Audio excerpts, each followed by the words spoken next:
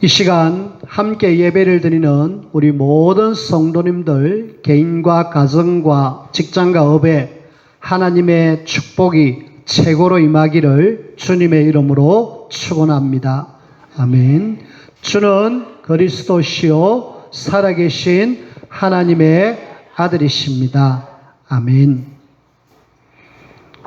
독일에서 이렇게 신학을 공부하고 독일에서 이렇게 사역을 했던 칼 바르트라는 신학자가 있습니다. 아주 뛰어난 신학자인데 그분이 이런 이야기를 했어요. 우리에게는 두 손이 있다. 한 손에는 성경을 들으라. 한 손에는 신문을 들으라. 그런 이야기를 유명한 이야기를 했습니다. 그 생각을 이렇게 보면서 맞다라고 생각되어져요. 우리의 기준은 뭐가 되어야 되느냐? 하나님의 말씀이 기준이 되어지고 신문을 통하여서는 우리가 세상의 현장을 제대로 볼 수 있어야 되겠다. 그 현장을 보면서 우리는 정확한 하나님의 말씀으로 답을 주고 살리는 그런 저와 여러분들이 되셔야 돼요. 요즘 우리 현장의 소식들을 들어보면은 참 암울한 이야기밖에 없지만은 그래도 우리는 또 이야기 안 할 수가 없죠.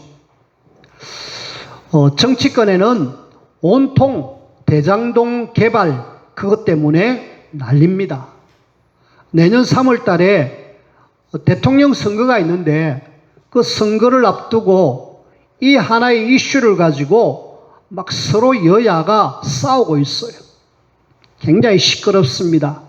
근데 조금만 들어가 보니까 다 돈이라. 돈을 어떻게 썼다.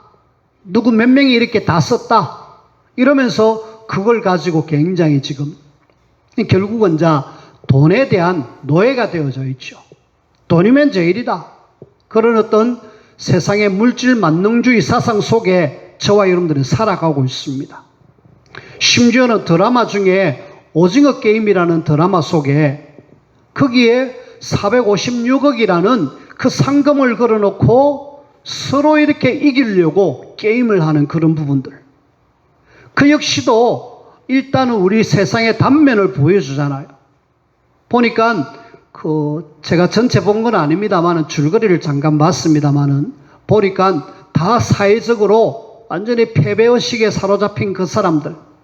뭔가 한낱 신라 같은 희망을 붙잡기 위해서 그 게임에 들어가잖아요. 거기에 들어온 사람들은 다 완전히 세상적으로 힘들고 어려운 사람들, 거기에 456억이라는 상금을 걸어놓고 서로 이렇게 막 올라가는, 물질이면 다다. 내가 어쨌든 성공하기 위해서 다른 사람을 이겨야지. 수단 방법을 가리지 않고 이겨내는 그런 게임으로 저는 알고 있습니다. 우리 현장 속이 지금 그렇다라는 거예요. 저와 여러분들이 지금 복음이 이전에 현장을 지금 제대로 보면서 이 현장에 지금 복음이 없구나.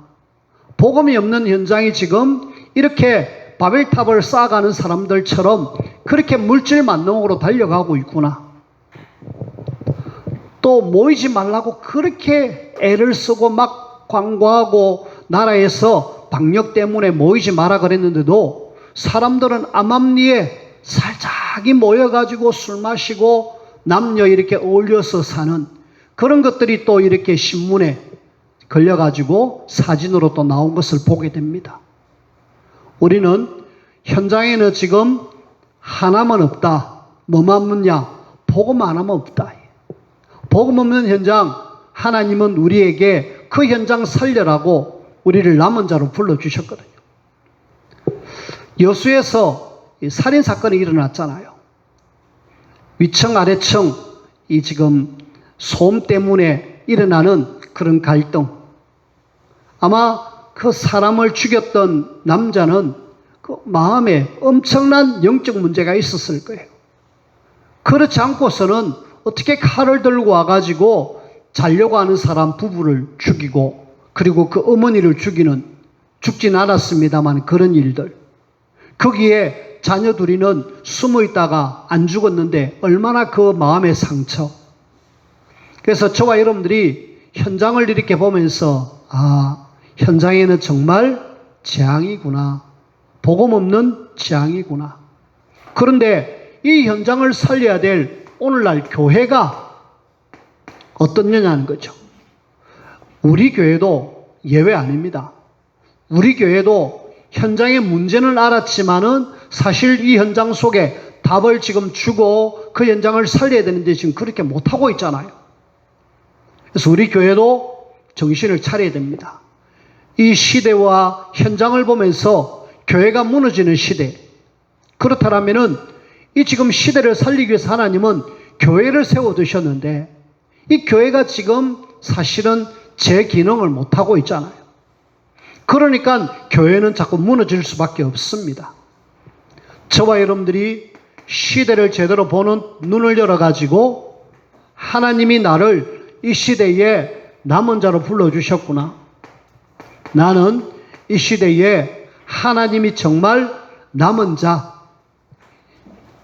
로마서 11장 5절 말씀처럼 바알에게 무릎 꿇지 아니하는 남은 자, 지금도 은혜로 택하심을 따라 남은 자. 그래서 내가 이 시대를 살려야 될 중요한 남은 자구나. 이 절대 언약 잡고 하나님이 원하시는 남은 자의 삶을 살아야 돼. 하나님은 성경 속에 보면은 소수의 남은 사람들을 통해서 모든 걸 회복하셨습니다. 그 일을 오늘 우리를 통해서 하시기를 원하셔요. 이 자리에 참석한 여러분들이 남은 자이면서 우리 현장과 교회와 시대를 살릴 중요한 사람으로 나를 남겨두셨습니다. 그렇다면은 나는 남은 자로서 이 땅을 살아가는 순례자잖아요. 순례자는 그냥이 아니라 하나님이 나에게 주신 천명을 잡고 가고 있는 사람입니다. 여기에 하나님이 주시는 힘이 없으면 안 되겠다. 그래서 24시 하나님 주시는 힘을 얻어라. 우리는 계속 이 이야기가 나올 거예요.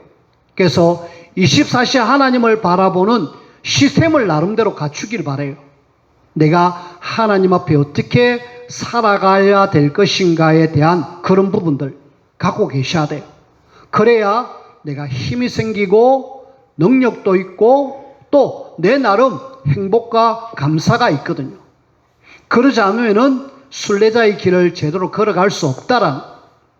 그러면서 우리는 결국은 하나님이 이 시대에 정복자로 불러주셨기 때문에 정말 이 복음, 마태복음 24장 14절 말씀처럼 이 복음이 온 세상에 전거된 그때서야 끝이 온다.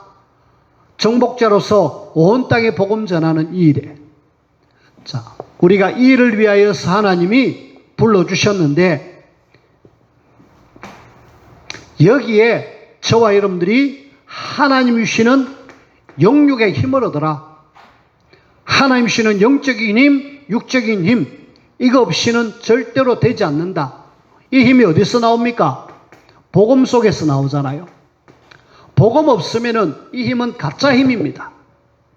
교회를 다녀도 복음 제대로 모르면은 절대로 힘 없어요. 열심히 하다가 어느 날 문제 오면은 넘어진다니까요. 우리는 오직 복음 속에서 나오는 힘, 그리고 복음 가진 하나님의 자녀가 하나님이 내게 주시는 말씀 잡고요.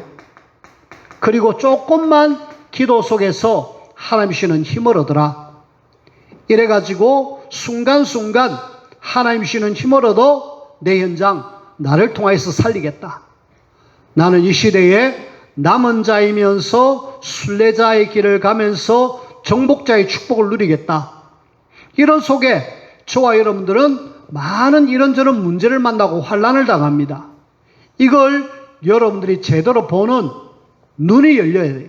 성도의 관점입니다. 그래서 우리는 사실은 그 옛날 초대교회 성도들이 환난당하고 핍박당하고 어려움당하는 그런 삶은 아닙니다. 하지만은 그보다 더 복잡한 현장 속에 우리는 살아가고 있어요. 이럴 때 저와 여러분들이 제대로 보는 관점이 안 되어 있으면은 흔들거립니다. 그래서 우리가 이런 환난이나 문제 속에서 그걸 제대로 보는 관점, 보는 눈, 제대로 이렇게 되어져야 되겠다라는 거죠. 그런 속에 오늘 제일 먼저 성경에 보니까 지금 환난, 문제 많이 만나잖아요. 여기에 좋은 참 예들이 많아요. 그래서 이 예를 보면서 우리가 어떻게 판단하고 상황에 대처해야 될 것인가를 여러분들이 알면 좋겠습니다. 그 중에 출애굽기 14장 10절에서 14절 홍해 앞에 씁니다. 여러분들은 홍해 앞에 만날 그런 시간표가 있을 수 있어요. 이럴 때 내가 어떤 판단을 하느냐. 지금 이 상황은 애굽에서 나왔어요. 구원받았습니다. 완전히 바로 손에서 애굽에서 빠져나왔어요. 하나님의 은혜로. 구원받고 난 뒤에 바로 오는 문제가 홍해 문제잖아요. 이럴 때에 참 안타깝게도 두 종류의 사람이 나옵니다. 어떤 사람입니까? 당장 나에게 이런 문제가 온 것에 대한 원망, 그리고 지도자를 향한 막 불평, 이것이 막 나오는 거 있죠. 왜 우리를 여기 데려와서 죽게 하느냐면서. 뒤를 돌아보니까 지금 애국 군대가 쳐들어오고 앞에는 지금 홍해가 가라막혀 있을 때에 참 안타깝게도 지금 원망하는 이 사람들은 조금 전까지만 해도 어마어마한 10가지의 기적을 봤습니다. 그리고 자기들이 빠져나왔잖아요. 양 잡고 피 발라가지고 빠져나온 그 어마어마한 하나님의 역사를 금방 잊어버리는 거 있죠. 우리는 복음을, 말씀을, 기도를 늘 누리고 있어야 될 이유가 뭐냐면은 이런 문제가 우리 앞에 계속 옵니다. 올 때마다 우리는 그때마다 판단해야 되거든요. 한 종류의 사람 모세잖아요. 모세는 이런 속에서 어떤 판단을 합니까? 하나님이 하실 수 있다. 하나님이 능력으로 하시면은 얼마든지 이 홍해 가르칠 수 있다. 그걸 알았잖아요. 그리고 지팡이를 내밀어서 홍해를 쫙 가르십니다. 우리는 홍해 앞에서 환난, 어떤 문제, 위기를 만났을 때에 두 종류의 사람, 우리는 두말할 것 없이 모세처럼 하나님께서 하실 거라는 믿음 갖고 그걸 선택하겠죠. 그런데 막상 문제를 만나보면은 그런 모세처럼 선택하는 사람이 적습니다. 그래서 우리는 이런 예를 보면서 그래, 나는 모세처럼 하나님을 바라보는 그런 선택을 해야지 라고 여러분들이 하나님을 바라보는 그런 소수의 사람으로 꼭 여러분들이 세워지길 바랍니다. 자, 그러면서 우리는 요셉을 한번 봅시다. 요셉은 집에서 형들에게 왕따를 당했잖아요. 이래가지고 노예로 팔려갔습니다. 그리고 이번에는 감옥으로 갔어요. 자, 요셉이 집에서 왕따 당한 것이 문제입니까? 그리고 형들에게 막 이렇게 막 고난받고 핍박받는 것이 핍박입니까? 그리고 그 형들에 의해서 노예로 팔려간 것이 힘든 겁니까? 문제입니까? 아니잖아요. 우리가 반대쪽을 반드시 보셔야 돼요. 하나님은 집에서 왕따를 안 시키면은 결국은 요셉은 집에서 아버지의 사랑을 받으면서 엉석바지로 살아갈 수밖에 없어요.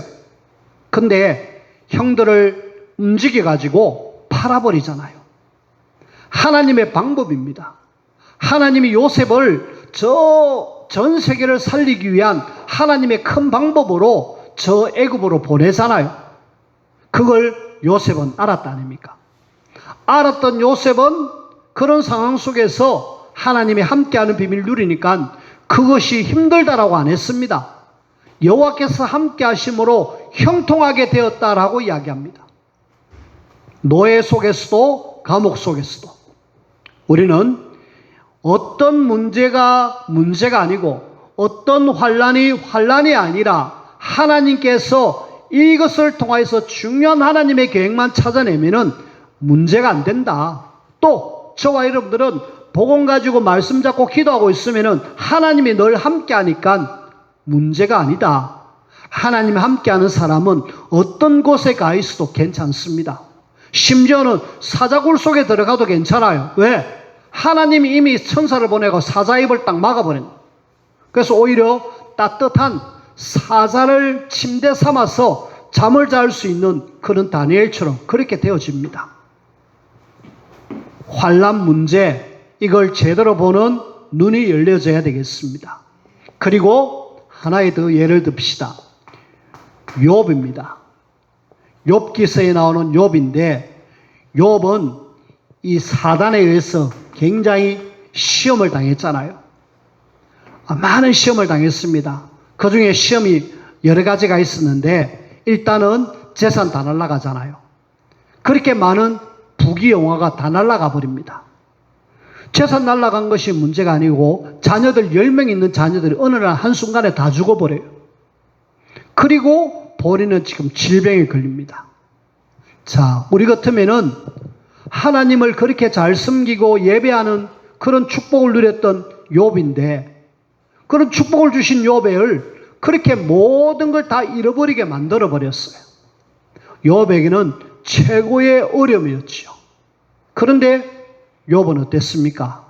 하나님이 이 모든 것을 하신 이유는 나를 순금처럼 정금처럼 만들기 위한 하나님의 연단의 방법이구나 깨닫고 나니까 자기에게는 문제가 아닌 거 있죠.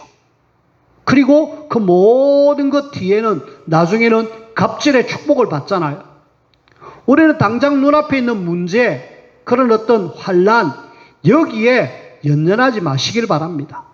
하나님이 이것을 나에게 왜 주셨을까? 하나님이 이것을 통하여서 하시고자 하는 일이 무엇일까? 깨닫기만 하면은, 그 성경에는 많은 예들이 있잖아요. 이런 모델을 보면서 여러분들은 나에게 오는 환난 문제 넉넉하게 이길 수 있는 그런 하나님의 사람들, 특히 코로나 시대에 경제도 어렵고 또 여러 가지 상황이 안 좋지만은 이런 속에서 하나님이 늘 함께하는 비밀을 누리고 있으면은 우리는 이것을 쉽게 뛰어넘어갈 수 있죠. 뛰어넘어서는 우리 모든 성도님들이 되어지기를 주님의 이름으로 부탁을 드립니다. 자, 그러면서 오늘 우리는 하나님의 자녀가 환난을 당할 때에 결국은 또 넘어지잖아요. 왜요? 이런 환난 문제 없을 때에 넘어지는 이유가 뭘까요? 이걸 우리가 좀 찾고, 그래, 나는 하나님의 사람으로 넘어지는 사람이 아니라 딱 세워져 가지고 237 나라 5천 종족 살리겠다, 그런 마음을 갖고 계시면 되잖아요. 제일 먼저 하나님의 방법, 하나님께서 이런 방법을 통하여서 뭔가 일을 하시는구나, 그리고 하나님께서 이런 환난을 주신 어떤 결과, 이걸 알면은 안 넘어질 건데 이걸 모르니까 결국은 넘어지거든요. 우리는 하나님은 로마서 8장 28절 이런 모든 것 합력하여 선을 이루십니다. 로마서 8장 28절은 우리가 항상 어떤 속에서도 붙들어야 될 중요한 말씀이죠. 하나님은 모든 것 합력하여 선을 이루신다.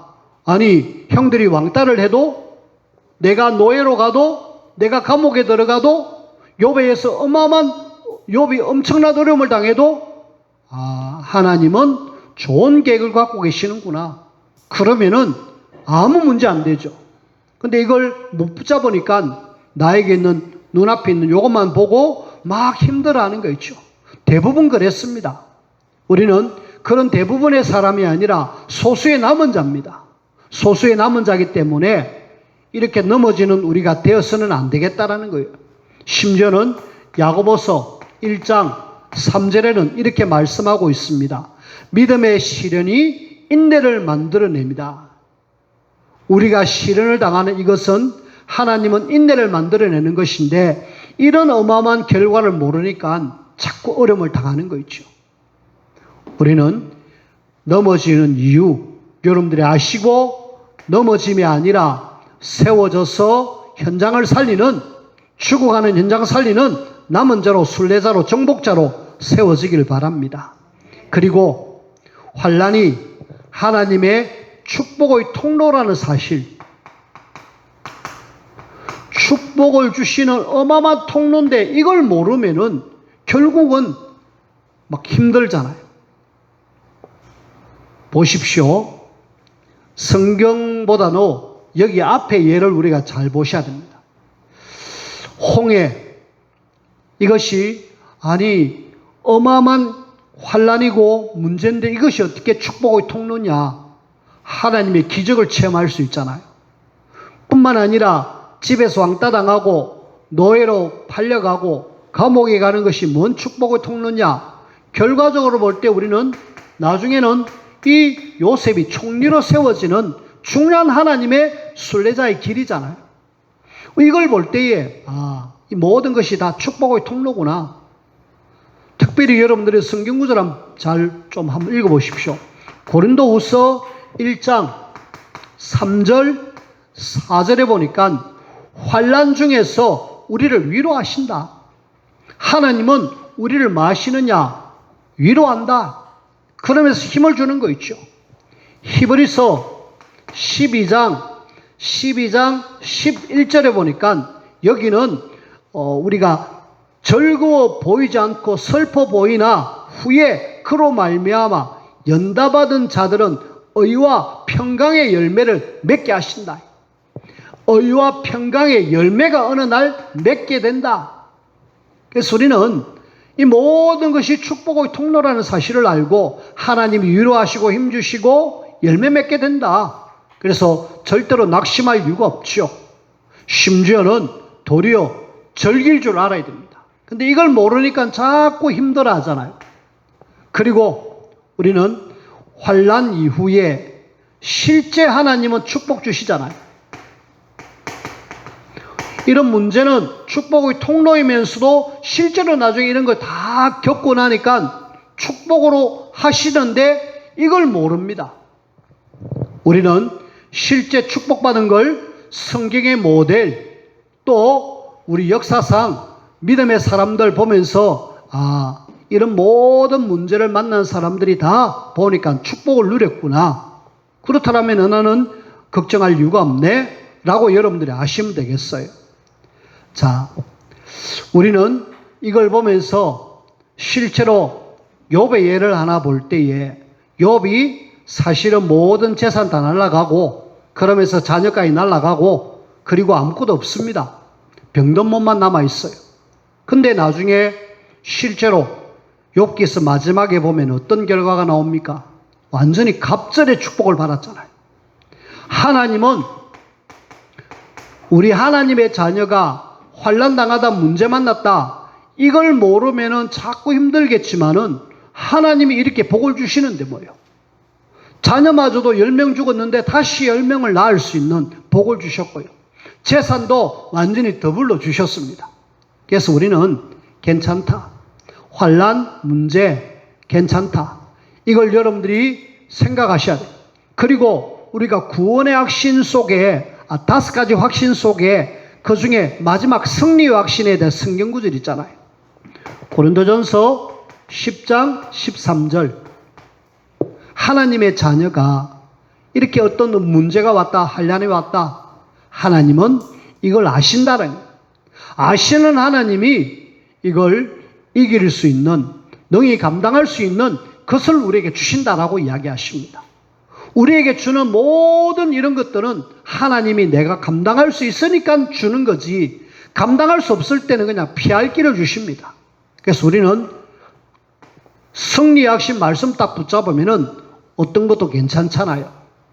그래서 여러분들이 절대로 환난 혹은 문제 어떤 상황 속에서도 나는 하나님의 자녀고 승리할 수밖에 없는 사람이라는 사실을 아시고 흔들리지 말기를 주님의 이름으로 부탁을 드립니다. 자, 그렇다면은 넘어지는 이유 속에서 그러면 우리가 환난 당하고 문제 왔을 때에 어떻게 해야 되느냐? 어떻게 하면 좋을까? 제일 먼저 저와 여러분들은 하나님의 축복과 그리고 어마어마한 계획이 있음을 알고 뭐 하시라? 빌립보서 4장 6절 7절 말씀처럼 아무것도 염려하지 마라. 오직 기도와 간구로 너희 구할 것을 감사함으로 하나님께 아뢰라. 그래야 모든 지각에 뛰어난 하나님의 평강이 너희 마음과 생각을 지키신다. 뭐하라? 하나님 앞에 기도하라는 거예요. 사실은 기도도 안 될 때가 있습니다. 욥, 기도가 되겠습니까? 집 날라가고 재산 다 날라가고 자녀 다 날라가고 몸 망가지고 그런 속에 옆에 있던 아내마저도 떠나가는 그런 상황 속에 기도가 되겠습니까? 하지만은 우리가 평상시에 늘 하나님의 말씀만 붙들리고 있다라면은 그래 하나님이 하실 거야 그러면서 기도 속으로 들어갈 수 있어요. 그래서 우리가 평소에 여러분들이 기도로 계속 좀 이렇게 시스템을 만들어 놔야 됩니다.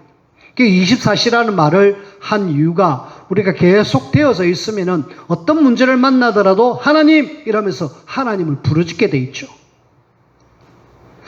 하나님은 분명히 역사하시는데 그 하나님을 부르면은 내가 네게 응답하겠다라고 말씀하셨는데 많은 사람들이 평상시에 하나님 부르는 그 체질이 안 돼 있으니까 문제 만나니까 문제 보고 힘들어 하잖아요. 우리는 문제 만나 힘들어할 사람이 아니라 위로 향하여 하나님 하고 부를 수 있는 자격을 갖춘 사람. 그렇게 해서 넉넉하게 이겨내야 되잖아요. 오늘 우리는 바울이 지금 감옥 안에 있습니다. 감옥 안에 있는데 바울이 감옥 안에 있으면서 이 문제를 이렇게 상황을 판단하죠. 내가 감옥 안에 있으니까 밖에서는 별의별 일들이 다 일어나고 있네. 내가 감옥에 갇혔다 하고 진짜 믿음의 사람들은 더 열심히 복음 전하네. 감사하는 거 있죠. 그리고 또 어떤 사람은 에이 잘됐다. 바울 이제 감옥에 갇혔으면 이제 우리가 하자. 시기와 질투로 또 복음 전. 이렇게 하든 저렇게 하든 복음이 전파된 거 감사한다. 바울은요. 어떤 환경 속에서도 하나님 앞에 감사하면서 내가 살든지 죽든지 내 몸에서 그리스도만 존귀되기를 원한다. 내게 사는 것이 그리스도니 죽는 것도 유익하다. 오히려 더 복음 전거되기 때문에 우리는 뭐 해야 되느냐. 정말 하나님 바라보면서 기도하면서 감사하면은 하나님은 어떤 것도 다 뛰어넘을 수 있는 하나님의 최고의 축복의 사람이 되어집니다. 그리고 히브리서 11장에 보면은 많은 믿음의 사람들이 나오잖아요.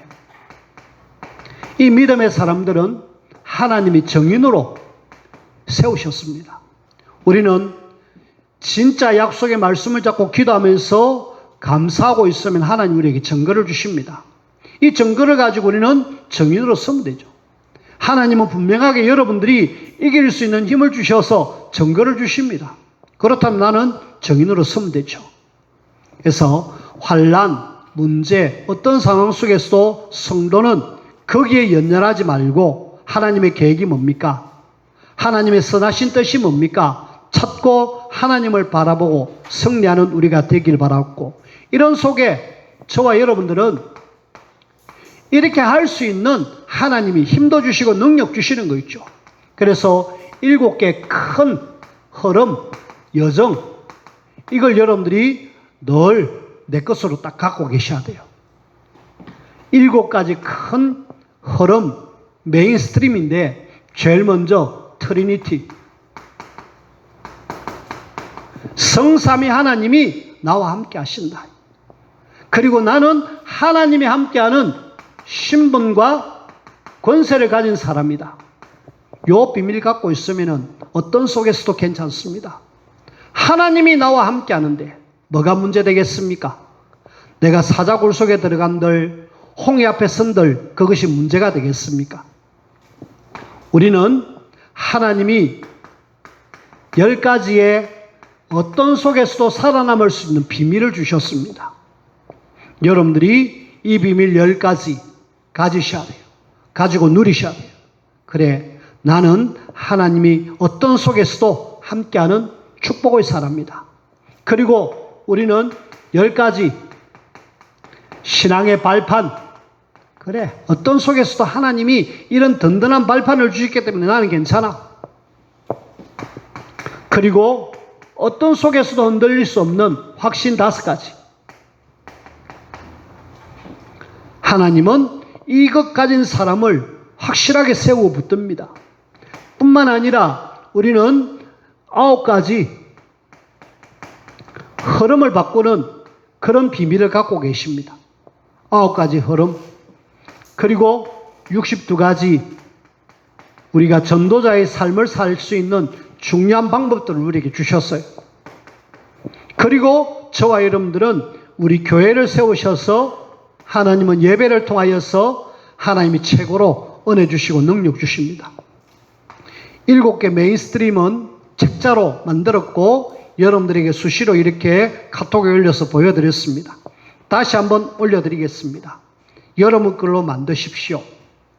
만드셔가지고 내가 지금 우리 현장 속에서 환난당하고 문제 속에 어려움 속에 있지만은 이런 속에 나는 넉넉하게 서서 하나님의 살아계심을 나타내겠다. 하나님은 여러분들만 제대로 서 있으면은 결국 모두를 살리십니다. 이 살리는 이 일에 나를 부르심에 감사하고 하나님 앞에 더욱더 충성되어 쓰임받는 우리 모두가 되어지기를 주님의 이름으로 부탁을 드립니다. 기도합시다. 하나님 감사합니다. 현장은 복음 없어 저주와 재앙과 고통 속에 있는데 그곳에서 우리를 건져주셔서 이 시대의 남은 자로 순례자로 정복자로 사용하시기를 원하시는 주님, 우리 역시도 여러 가지 환난 문제를 만날 수 있을 그때그때마다 오늘 말씀 붙잡고 넉넉하게 승리하는 그리스도의 증인되는 우리 모두가 되게 축복하여 주옵소서. 예수님 이름으로 기도하옵나이다. 아멘.